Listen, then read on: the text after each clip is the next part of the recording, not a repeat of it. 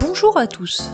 Parler en public n'est jamais facile, mais pour certaines personnes, cette appréhension s'étend sur la plupart des interactions sociales.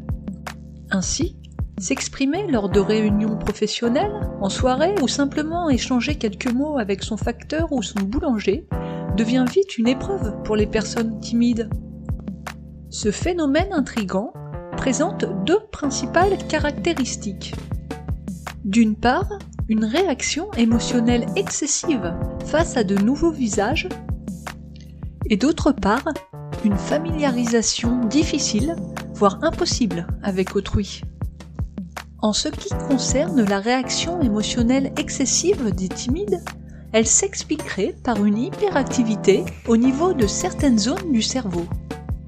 Par exemple, lorsqu'un timide se retrouve face à un individu exprimant de la joie, le gyrus frontal inférieur et l'insula deviennent hyperactifs. Au contraire, face à une personne triste, c'est le cortex frontal médian qui s'active de façon excessive. En ce qui concerne maintenant l'absence de familiarisation, elle s'expliquerait par une hyperactivité de l'amygdale cérébrale. Cette zone du cerveau est spécialisée dans le traitement des émotions négatives comme la peur.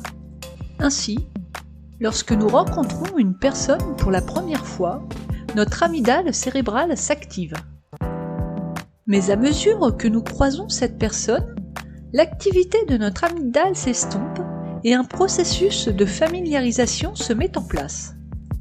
Or, chez les timides, cette familiarisation n'a pas lieu. Ainsi, les personnes qu'ils rencontrent, même quotidiennement, restent étrangères et déclenchent une réaction émotionnelle toujours aussi intense. Ainsi, les timides vivent en permanence avec un sentiment d'inconnu. Cependant, même si la timidité est souvent source de souffrance psychologique, elle reste bien acceptée socialement.